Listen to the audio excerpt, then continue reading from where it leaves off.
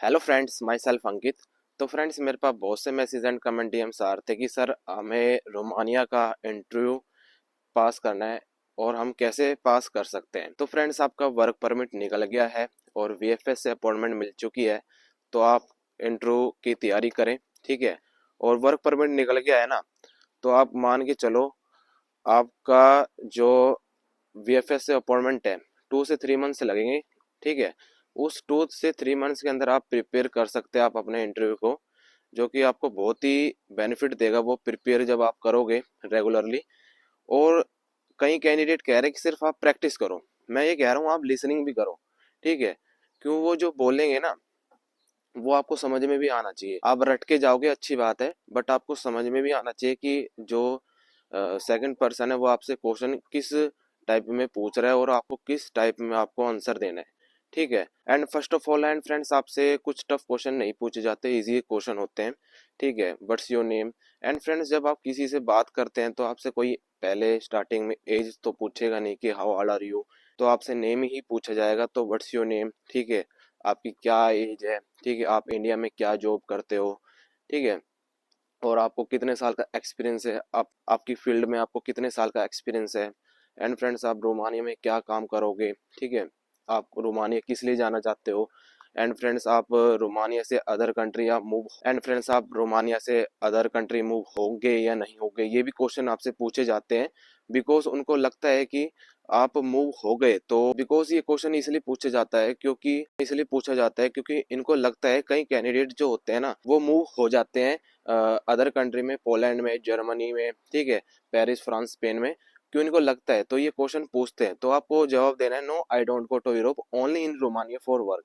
मैं यूरोप नहीं जाऊंगा। ठीक है। मुझे रोमानिया में ही काम करना है। और क्वेश्चन ये भी पूछा जाता है कि आपको रोमानिया के बारे में कैसे पता लगा। ठीक है।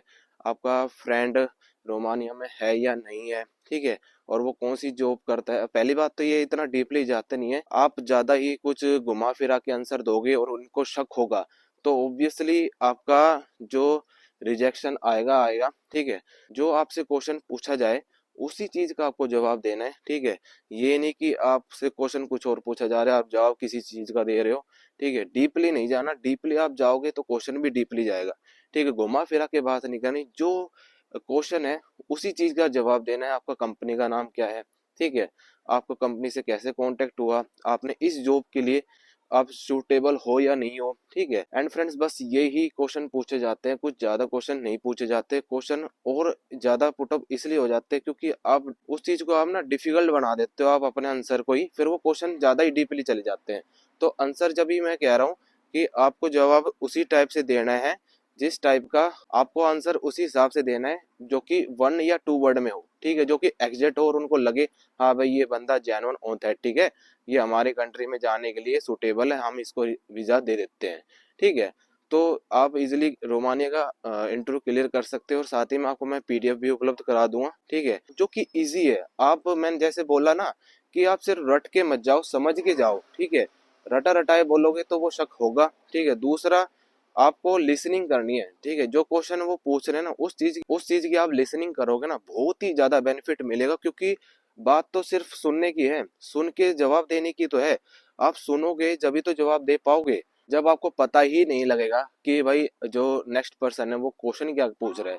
ठीक है। आपको पता होना चाहिए भाई वो क्वेश्चन क्या पूछ रहा है और उसी हिसाब से आपको जवाब देना है। एंड फ्रेंड्स, मेरे पास क्वेश्चन कमेंट्स ये भी आ रहा था कि सर वीजा कितने दिन में आ जाता है। तो 20 से 25 डेज के अंदर आपकी मेल आ जाती है। ठीक है। आपका वीजा आ जाता है फॉर। और ये क्वेश्चन भी था कि सर वीजा के बाद हम कितने दिन बाद हम रोमानिया आ सकते हैं। तो 1 वीक बाद आप अप्रूव्ड हो जाता है, एक तरीके से आप 1 वीक बाद आप ट्रैवल कर सकते हैं। ठीक है। इजिली तो आप आ सकते हैं। एंड फ्रेंड्स, मेंटली स्ट्रांग होके आए, फिजिकल तो आप फिट होगे ही होगे। ठीक है। मेंटली स्ट्रांग होके आए।